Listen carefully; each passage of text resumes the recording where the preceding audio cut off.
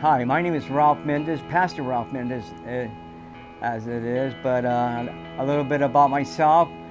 I came to U-Turn in 2008.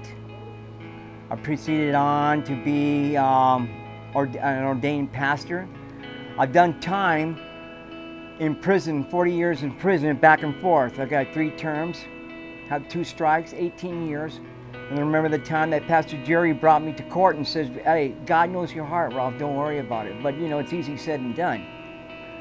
But as the time went on, I came back, the Lord came back and says, "You know what, all charges are dropped." So I went on my knees and I started crying. I said, "You know what, from this day on I should serve you." So I tell these guys, you know, when you go to prison, you lose it. I mean, it's a waste of life. I was gang banging until I was, 13, 14 years old. I got in a lot of trouble. I dealt drugs. I done everything you're not supposed to do. And right now, I'm suffering the consequences of my sin. U-Turn has done a lot for me. If it wasn't for U-Turn, I wouldn't be in this place. I have 5 brothers and 1 sister. They're all dead from drugs, from using drugs. They said I would be the first one to die, but you know what? I made a different choice. I lived with a family. My dad used to beat my mom up. He was a drunk. My mom always used to call me and I used to try to get in between, but me being as a small child, I couldn't do that. So I just continue on, we were just living that life. Now the deal is that, did I want to become a gang banger? No, I made that choice. No one wants to become nothing, they made it on their own, and that's what I did. I made that choice to gangbang because that was my family. Those are the people who I loved. To come out finding out the hard way, those aren't the people you love because they don't love you, they just used you. Everybody says, "You know what, homie, I'm a soldier for Satan." You're not a soldier, you're a puppet. You're a soldier for Christ. And I promised Christ that I would always be a soldier. I would always give encouragement to the guys. And as time proceeded on, the drugs took its toll. I have liver cancer.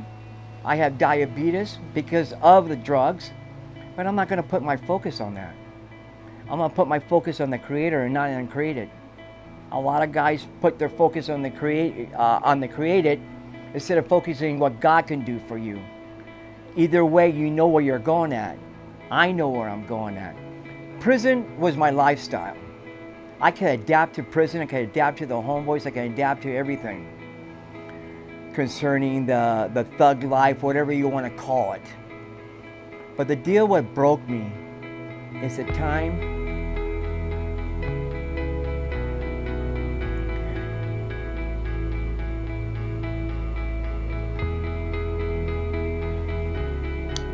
was when my son, Pastor Thomas, called and said, "Dad, that I love you. You're living on the streets. I don't want you to die out there." Well, it took me a year. Funny, but that's what broke me. When he said he loved me. So I said, "God, you know, what am I going to do?" He says, I said, I give up.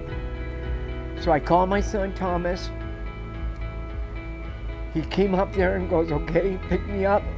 And that's where it started. I started to learn about Christ.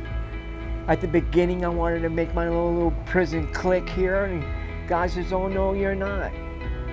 You're going to follow me." And that's what I did.